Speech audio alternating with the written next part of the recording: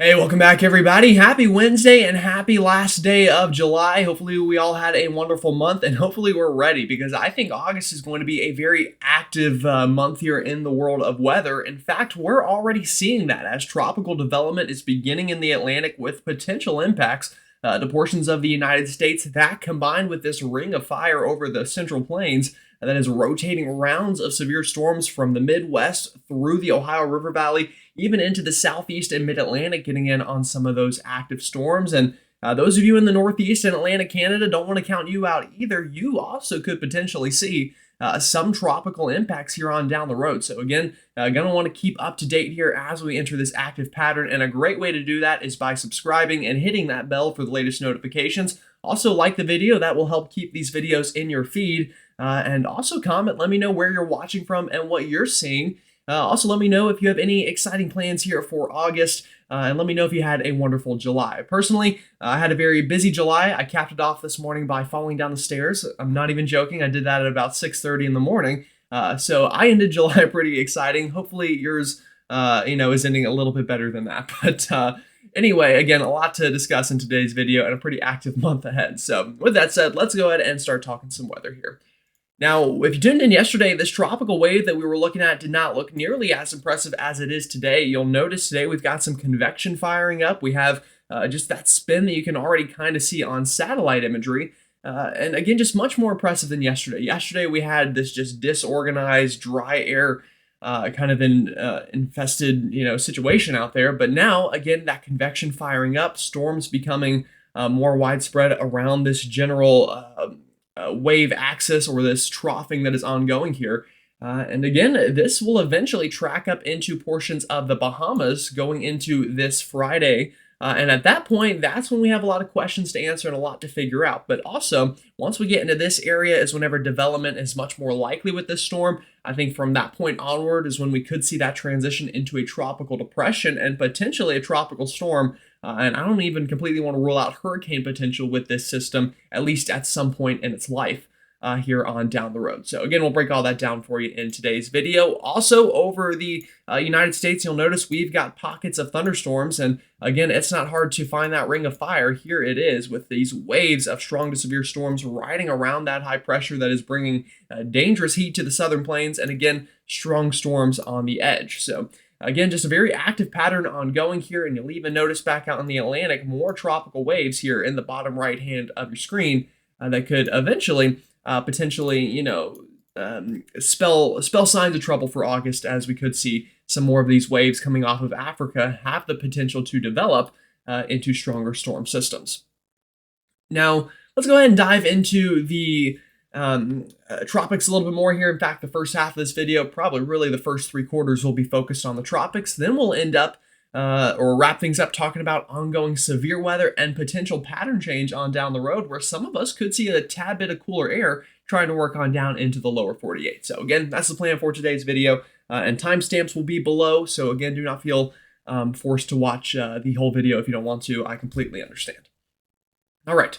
So taking a look at water vapor loop here, again, this is very important for tracking our current storm. And again, right now, things are relatively favorable in the sense that we do have some moist air around this system. And again, that's why we've seen that uptick in convection, but there is still some dry air kind of in and around the storm that we are watching.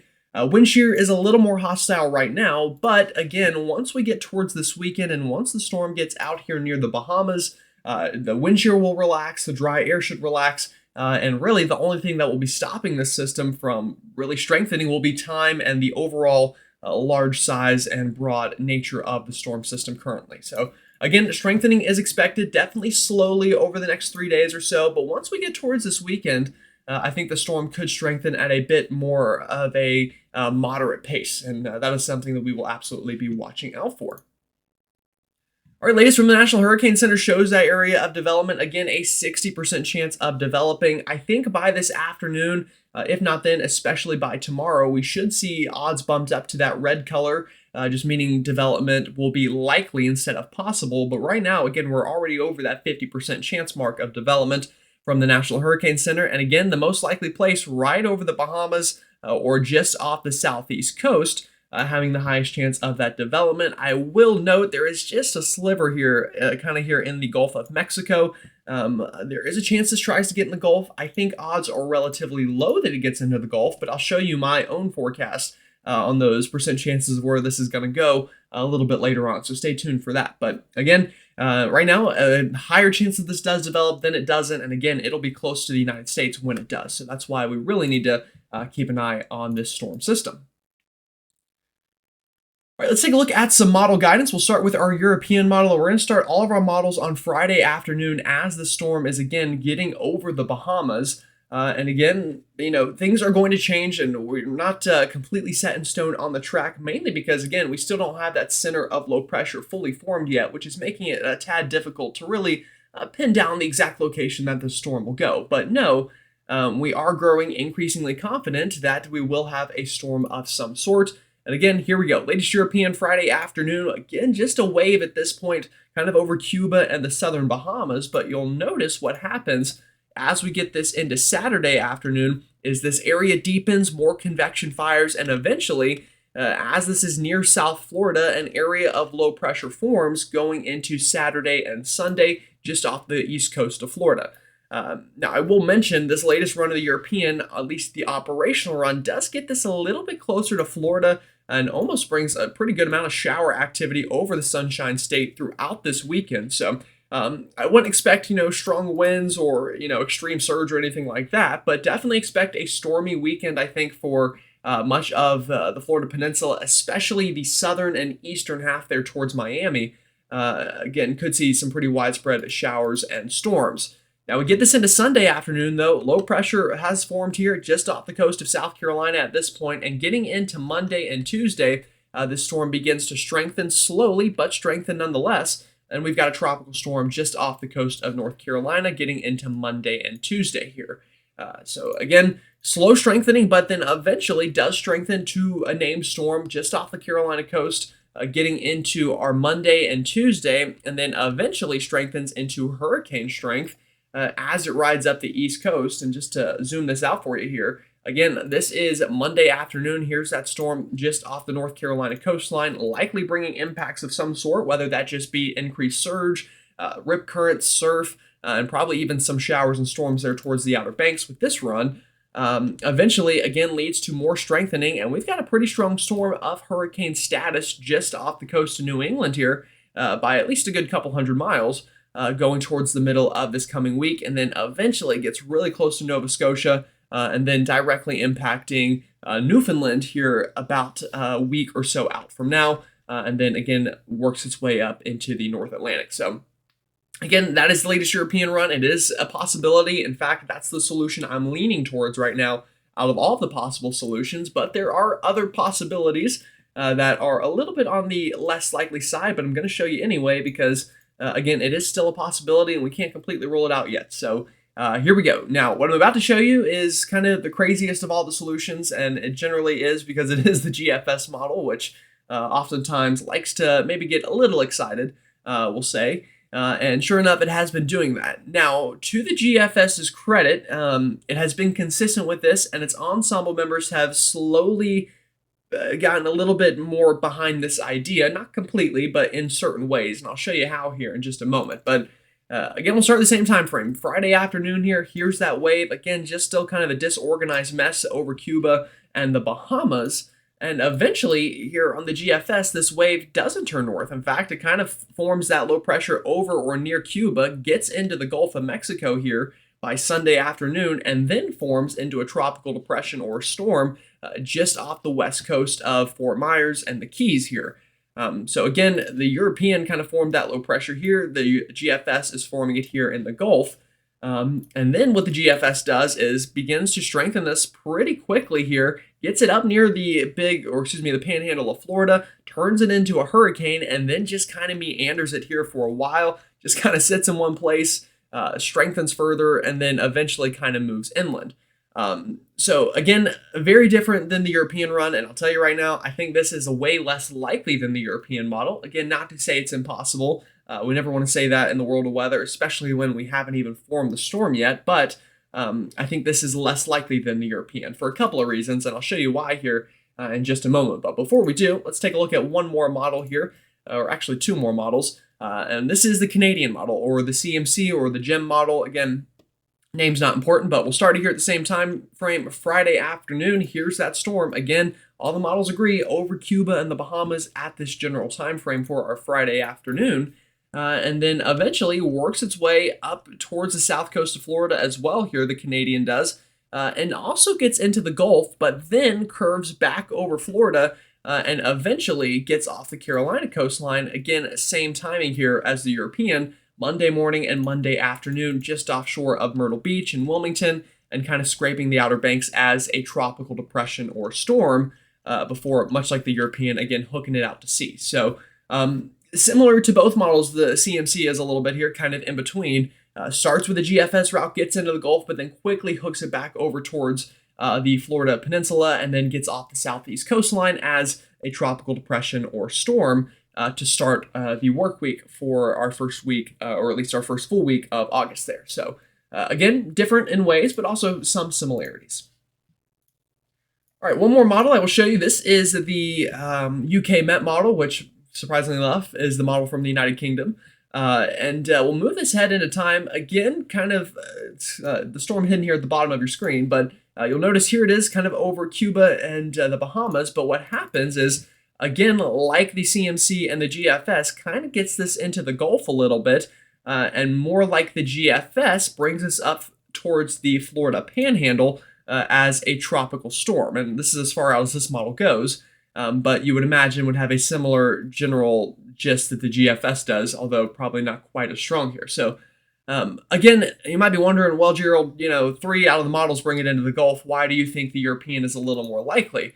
Well, it all has to do with steering currents. And to show you the general steering currents that we're dealing with here, we'll start with the European model. And again, we're going to start at the same time, Friday afternoon. We've got all the players on the field here. We've got high pressure here. We've got our wave axis or our storm here, and then we have a trough up here. So generally speaking, if I just kind of draw the flow here around all of this, you're going to notice, well, where do you think this storm is going to go? Now, the GFS, again, keeps it far enough south and weak enough that this kind of just sneaks into the Gulf, and none of these steering currents to the north kind of influence it. But the European here, what it's going to do is, again, pull this northward and then eventually get caught by that trough and pulled out to sea here. And you'll notice that here we go. Here comes that trough. It really digs down, and eventually the isobars connect here. We've got that troughing, and then again, it leaves that gap here in between for this storm to kind of ride up and again scrape the Carolina coastline. And again, I think that's a pretty likely scenario, especially given what we're seeing on satellite trends this morning. What we'll probably see the next couple of days. The storm is already beginning to get its act together. It's also a very large storm, so I think it's going to be a little more likely to be influenced by this. These steering currents to the north compared to a more compact storm, which might kind of scoot to the south. Again, this is kind of a bigger wave. So I think it's more likely that that happens. It gets caught up in that trough and then eventually pulled out to sea, even if it does eventually make landfall in the Carolinas, Nova Scotia, or Newfoundland. Again, that's probably the most likely scenario in my mind. Now, the GFS model, again, kind of looks the same here. We've got that trough and all here that is working into place. But the storm is far enough south here and weak enough at this point that it kind of, again, just scoots into the Gulf, and this trough isn't able to fully kick in before behind that trough an area of ridging builds in, and then we just kind of get a storm system stuck over the Gulf of Mexico here as this big high pressure, again, is just kind of blocking it from getting back out to sea, and that's why the GFS stalled the storm out and then eventually slowly worked it inland. So it is a possibility, but I just tending to lead towards the European. Another reason I'm leading towards the European are the ensembles here. Latest look at the forecast from the European ensembles. Let me move this up a little bit higher just so you can read all the words and stuff. This is something that has been very consistent from the European model. Again, developing this near the Bahamas here and then eventually pulling this up along the southeast coastline. Now, again, I wouldn't be surprised if maybe it's a little closer to the southeast coastline like this compared to some of these other members, but the European has shown this, for quite some time now. Now, there are a couple members, to be fair here, we've got maybe 3 or 4 members out of the 50 or so that have this in the Gulf and developing there, but either way, they're weaker members, and, you get the idea here that most of our members here like the idea that this will kind of scrape the southeast coastline. Now, the GFS and its ensemble members, again, to be fair to it, has upticked a little bit with its operational run. In fact, you'll notice we've got a good, probably 5, 6, or 7 members here that have this developing off the or over the Gulf of Mexico, but we also have another, 4 or 5 that have this just offshore of the Atlantic.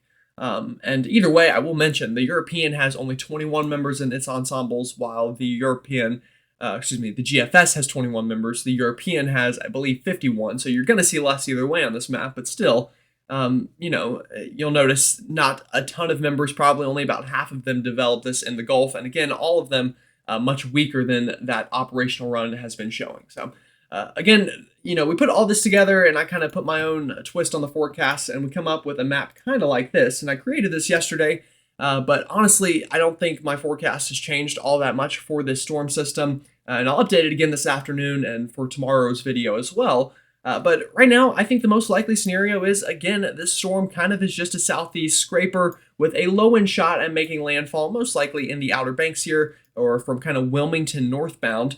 Again, I give that about a 60% shot. It's somewhere in this kind of pink area, even if that is just a tad offshore.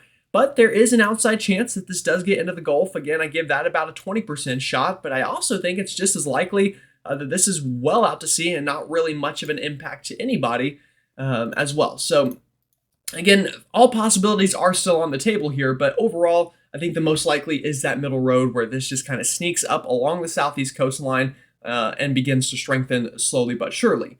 Now, strength odds, how strong do I think the system is going to get within these cones? I think, there's a pretty small shot at this point that this doesn't develop at all, probably a 1 in 10 chance. I think we've got a good 30% shot or a 3 in 10 shot that this only gets to depression status. But the most likely scenario in my mind is we have a tropical storm somewhere here off the Carolina coastline early next week with an outside shot that this could hit hurricane status, especially the further north you get kind of into here, and also especially if it takes a track a little bit further out to sea. Some of those members have been a little bit stronger. So again, that's my latest thinking. So you're going to want to stay tuned because 60% isn't 100%. We've still got these other 2 possibilities, especially if that Gulf scenario occurs. Definitely going to want to revamp the forecast here a little bit and would probably have a little bit of a higher concern for impacts to land. But again, I just don't think that that's a very likely scenario right now.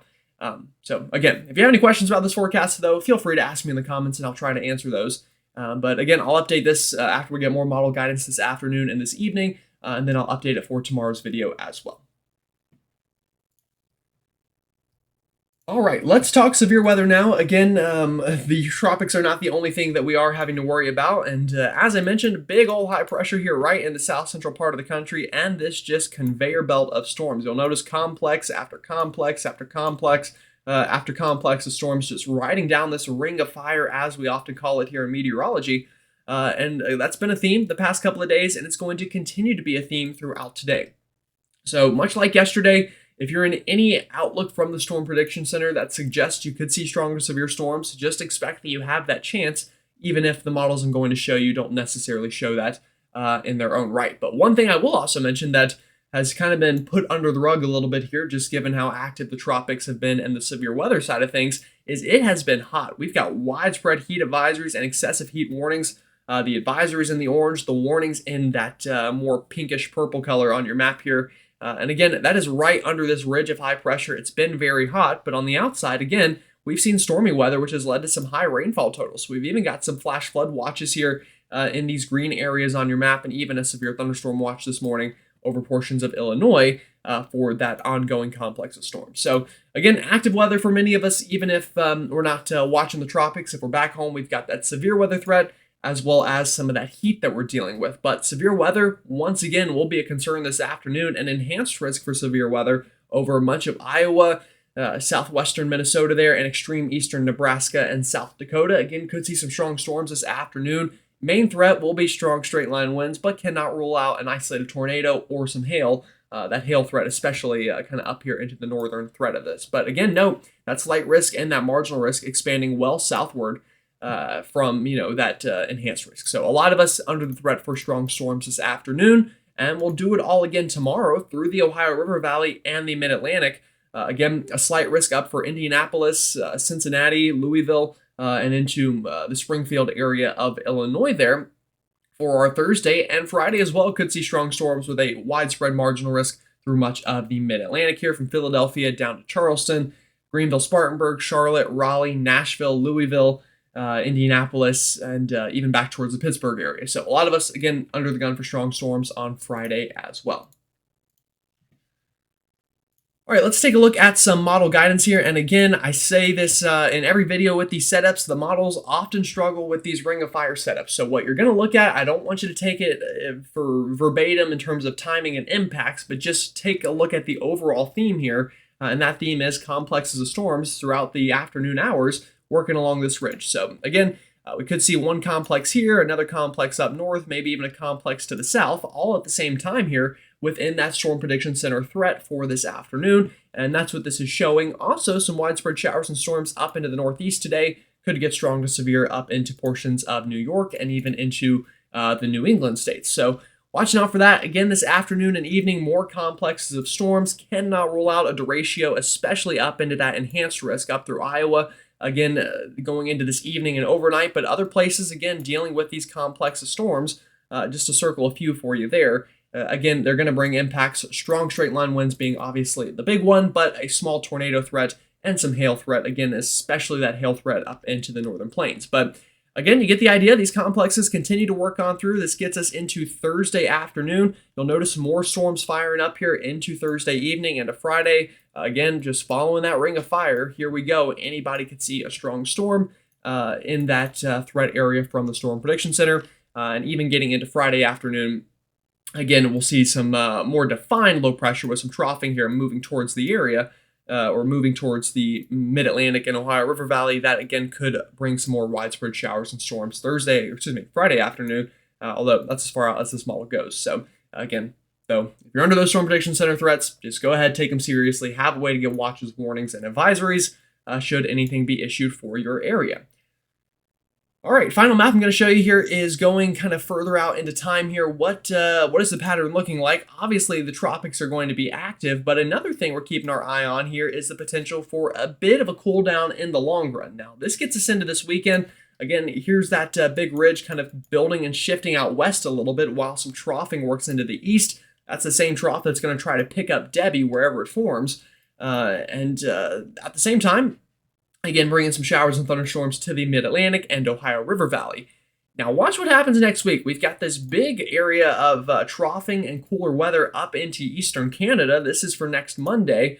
And eventually, what some of the models try to do is break off a piece of that and try to dive it southbound in the 7 to 10 day range, again, kind of into the second week of August. So, we'll definitely watch out for that. I'm sure a lot of us will be hoping for it. We could obviously use a cool down, and if we really bring this further ahead into time, you'll notice it doesn't last very long, but there's still that kind of glancing blow by that area of blue. So that's something that we'll track, we'll look forward to, and obviously I'll keep you updated on here going into the longer run. But until then, again, we've got to track the tropics, we've got severe weather to track, and I'm sure by the time we get to this point, we'll probably have even more to track in the tropics.